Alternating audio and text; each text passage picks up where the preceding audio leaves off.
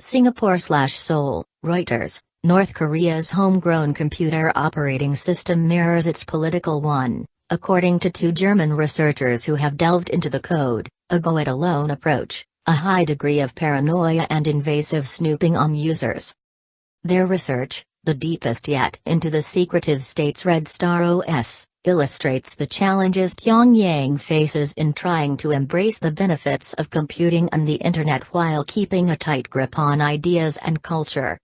The researchers, Florian Grunow and Niklas Schiess of German IT security company ERNW GmbH, spoke to Reuters before presenting their findings to the Chaos Communication Congress in Hamburg on Sunday, a gathering of hackers and security researchers. The operating system is not just the pale copy of Western ones that many have assumed, they concluded after downloading the software from a website outside North Korea and exploring the code in detail. Late leader, Kim Jong-il said North Korea should develop a system of their own, said Grunow. This is what they've done.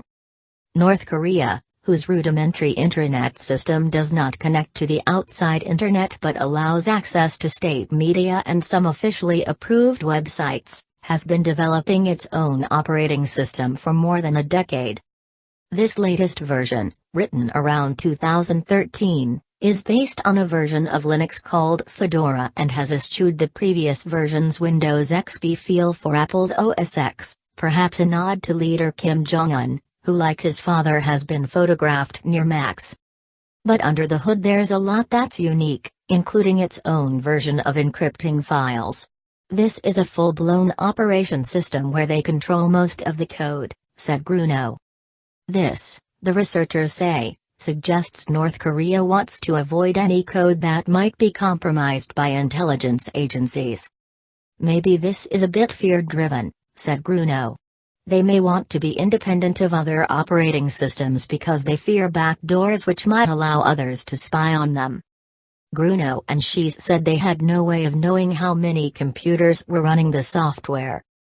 While private computer use is on the rise in North Korea, visitors to the country say most computers still use Windows XP, now nearly 15 years old. No tampering.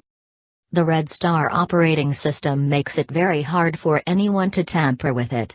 If a user makes any changes to core functions, like trying to disable its antivirus checker or firewall, the computer will display an error message, or reboot itself. Red Star also addresses a more pressing concern, cracking down on the growing underground exchange of foreign movies, music and writing. Illegal media is usually passed from person to person in North Korea using USB sticks and microSD cards, making it hard for the government to track where they come from. Red Star tackles this by tagging, or watermarking, every document or media file on a computer or on any USB stick connected to it. That means that any file could be traced back to anyone who had previously opened or created the file. It's definitely privacy invading. It's not transparent to the user, said Grunow. It's done stealthily, and touches files you haven't even opened. Such efforts, says Nat Kretschun, an authority on the spread of foreign media in the isolated country, reflect North Korea's realization that it needs new ways to update their surveillance and security procedures to respond to new types of technology and new sources of information. There's no sign in the operating system, the researchers say, of the kinds of cyber attack capability North Korea has been accused of. It really looks like they've just tried to build an operating system for them, and give the user a basic set of applications, says Grunow.